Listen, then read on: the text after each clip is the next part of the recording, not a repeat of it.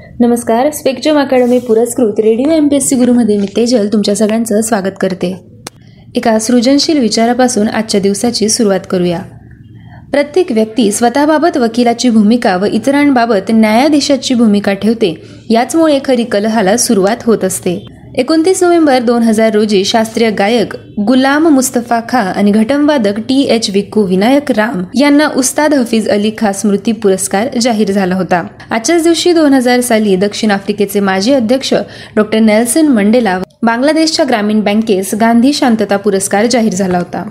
29 November 1996 रोजी Nobel पारितोषिक विजेत्या समाजसेविका मदर तेरेसा यांना त्यांची मायभूमी अल्बानियाचा सर्वोच्च नागरी पुरस्कार गोल्डन ऑनर हा जाहीर झाला होता. 29 नोव्हेंबर 1963 रोजी अमेरिकेचे राष्ट्राध्यक्ष लिंडन B. जॉन्सन यांनी जॉन F. केनेडी यांच्या हत्येची चौकशी करण्यासाठी वॉरन समिती नेमली होती.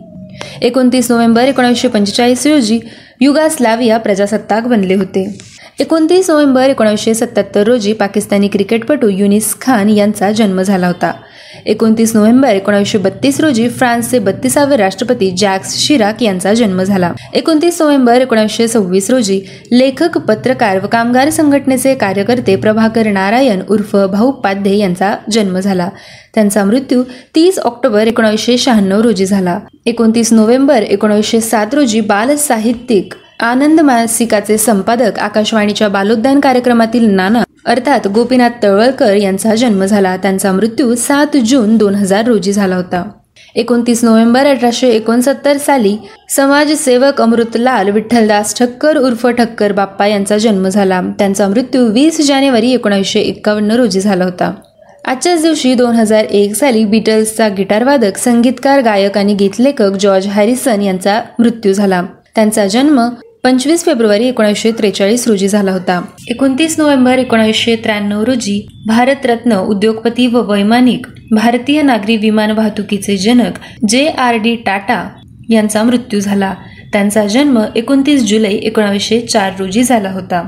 आजच्याच दिवशी 1959 मध्ये मुसलमानी काळापासून ब्रिटिश आमदानीपर्यंतचा महाराष्ट्राचा इतिहास लिहिणारे इतिहासकार, रियासतकार गोविंद सखाराम सरदेसाई यांचा मृत्यू झाला. त्यांचा जन्म 17 मे 1865 रोजी झाला होता. 29 नोव्हेंबर 1939 रोजी कवी, कोशकार, छंदशास्त्राचे व्यासंगी आणि मराठी भाषा शुद्धीचे तत्वनिष्ठ पुरस्कर्ते माधव त्र्यंबक पटवर्धन उर्फ माधव जुलियन यांचा मृत्यू झाला. त्यांचा जन्म 21 जानेवारी 1894 रोजी झाला होता. 29 नोव्हेंबर 1926 रोजी ग्रंथकार, संपादक, टीकाकार, कवी व चित्रकार केरळ कोकिळ या मासिकाचे संस्थापक व संपादक कृष्णाजी नारायण आठल्ले यांचा मृत्यू झाला. त्यांचा जन्म 1852 साली टेंभू, सातारा येथे झाला होता. विद्यार्थी मित्रमैत्रिणींनो, हे होते 29 नोव्हेंबरचे विशेष. आमचे दिनविशेष सत्र कसे वाटते हे आमच्या व्हॉट्सअप नंबरवर जरूर कळवा. त्यासाठी आमचा व्हॉट्सअप क्रमांक आहे 8698869880 अर्थात 8698869880. धन्यवाद.